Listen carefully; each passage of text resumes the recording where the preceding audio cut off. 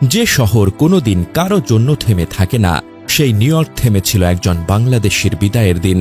এই পৃথিবীর সবচেয়ে ব্যস্ত শহরের রাস্তাগুলো নিস্তব্ধ হয়ে গিয়েছিল, কারণ একজন বাঙালিকে বিদায় জানাতে নিউ ইয়র্ক মাথা নত করেছিল। দিদারুল ইসলামের অন্তিম যাত্রা কোনো সাধারণ পুলিশ অফিসারের শেষ বিদায় ছিল না, এটি ছিল একজন আন্তর্জাতিক নায়কের রাষ্ট্রীয় সম্মাননায় শেষ যাত্রা। নিউ ইয়র্ক পুলিশ ডিপার্টমেন্ট তাকে দিয়েছে সর্বোচ্চ পুলিশি সংবর্ধনা, গার্ড অব অনার, জাতীয় পতাকা মোড়ানো কফিন, অর্কেস্ট্রার মাধ্যমে শেষ স্যালুট। উপস্থিত ছিলেন পুলিশের কমিশনার, শীর্ষ কর্মকর্তারা। দিদারুল ইসলাম যেন শুধুই পুলিশ ছিলেন না, তিনি হয়ে উঠেছিলেন নিউ ইয়র্ক শহরের রক্ষা কবচ। তার মৃত্যুতে শহর তাকে বিদায় জানায় এক সৈনিকের মর্যাদায়। এমন সম্মান কেবল সেই মানুষদেরই দেওয়া হয় যারা নিজেকে বিলিয়ে দেয় জনগণের জন্য। সেদিন নিউ ইয়র্কের রাস্তায় দাঁড়িয়ে প্রবাসীরা কাঁদছিল আর বলছিল, সে ছিল আমার ভাই, সে ছিল বাংলাদেশের মুখ।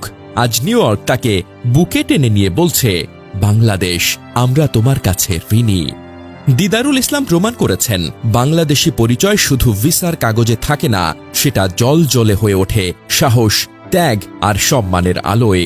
সে চলে গেল, কিন্তু রেখে গেল একটা দেশ, একটা জাতিকে গর্ব করার মতো গল্প। এই বিদায় যেন কোনো শোকযাত্রা নয়, এটি ছিল নিউ ইয়র্কের বুকে বাংলাদেশের বিজয় মিছিল। এই মানুষটি চলে গেছেন, কিন্তু তার রেখে যাওয়া পথ দেখিয়ে যাবে ভবিষ্যতের শত শত বাংলাদেশিকে। স্যালুট অফিসার দিদারুল ইসলাম, তুমি শুধু নিউ ইয়র্ক পুলিশের নও, তুমি বাংলাদেশ নামের গর্বিত উত্তরাধিকার। জানাজায় উপস্থিত পুলিশ অফিসারদের ইউনিফর্মে সার্ভিস প্যাচ ছিল, যা দেখায় যে তারা এসেছেন দূর দূরান্ত থেকে। অরোরা, কলোরাডো, সিসেরো, ইলিনয়, এমনকি মধ্যপ্রাচ্যের দুবাই, সংযুক্ত আরব আমিরাত এবং নিউ ইয়র্কের কাছাকাছি ওয়াটারবারি, কানেকটিকাটের মতো জায়গা থেকে অফিসাররা এসেছেন। ওয়াটারবারির অফিসার জেনিফার ডিউইট বলেন, এটা মিশ্র অনুভূতির, এত সমর্থন আর ভ্রাতৃত্ব দেখে হৃদয় ভরে যায়, কিন্তু একই সঙ্গে এটা একটা অপূরণীয় ক্ষতি।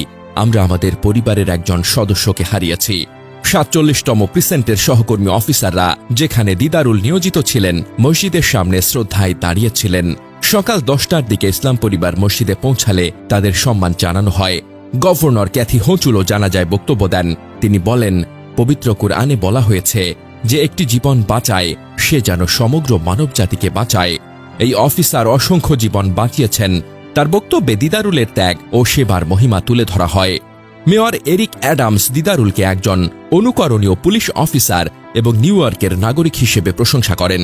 তিনি বলেন, যাদের সঙ্গে আমরা কথা বলেছি তারা সবাই তার বিশেষত্ব এবং তিনি যা প্রতিনিধিত্ব করেন তা নিয়ে কথা বলেছেন। জানাজার পর জনসাধারণের নামাজ অনুষ্ঠিত হয়।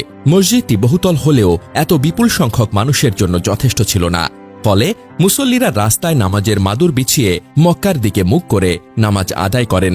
বাংলাদেশি মুসলিম সম্প্রদায়ের সঙ্গে ইহুদি, খ্রিস্টান এবং অন্যান্য ধর্মের মানুষও এই নামাজে শরিক হয়, যা ধর্মীয় ঐক্যের এক অপূর্ব দৃশ্য সৃষ্টি করে।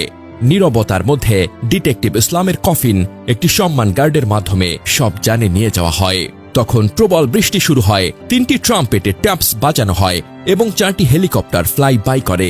এরপর প্রায় ৯ ব্লক বিস্তৃত শতাধিক মোটরসাইকেলের একটি মোটরকেট ডিটেকটিভ ইসলামকে তার দাফনের জন্য নিয়ে যায় নিউ জার্সির টোটোয়াইল লরেন গ্রোভ সিমেট্রিতে, যা প্রায় ২০ মাইল দূরে।